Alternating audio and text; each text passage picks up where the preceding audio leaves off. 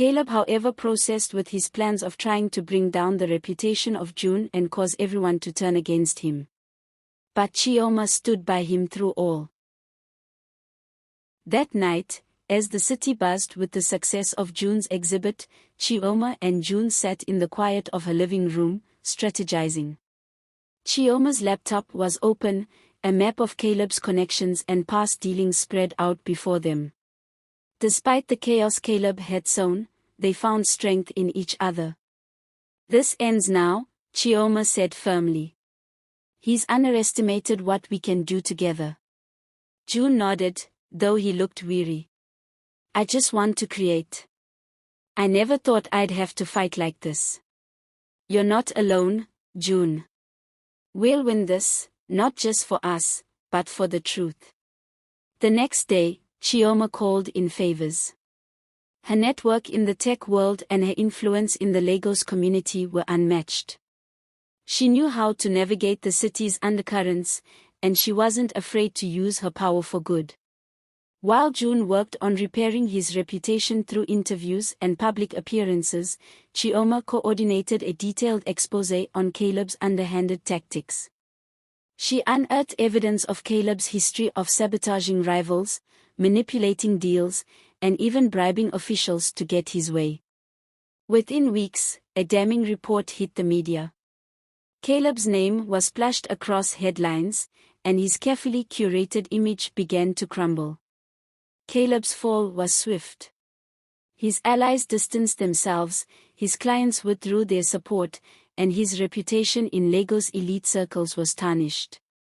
But even as his empire began to collapse, Caleb refused to go quietly.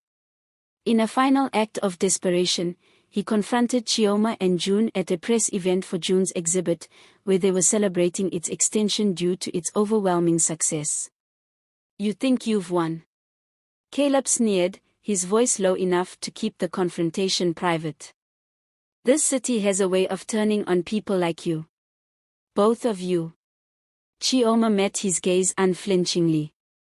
"The only person Lagos has turned on is you, Caleb. You underestimated me, and you underestimated June. This is what happens when you build your empire on lies." June stepped forward, his calm demeanor masking his anger. "I came here to share my art, not to fight. But if you come after us again, we'll be ready." Caleb glared at them both before storming out. Months later, the dust had settled. June's exhibit had gone on to tour other cities, and he was now working on a new project inspired by his journey with Chioma. Caleb, meanwhile, had retreated into obscurity, his influence reduced to whispers of a cautionary tale. Chioma and June sat on the beach, watching the sun dip below the horizon. The waves crashed gently, a reminder of the constant ebb and flow of life. "You know," June began, his hand entwined with Chioma's, "I used to think I didn't belong here. But you've shown me that home isn't a place, it's the people who fight for you." Chioma smiled, leaning her head on his shoulder. "And you've shown me that love is worth fighting for, no matter how hard it gets." As the first stars appeared in the sky, June pulled out a small velvet box from his pocket. Chioma's breath caught as he opened it, revealing a delicate ring that blended Korean and Nigerian designs. "Chioma," June said, his voice steady but filled with emotion, "will you build this life with me? Will you be my home?" Tears streamed down Chioma's cheeks as she nodded. "Yes. Always, yes." They kissed under the starlit sky, the promise of their future shining brighter than ever. Together, they had faced the storm and emerged stronger, proving that love, when fought for, could conquer anything. The end.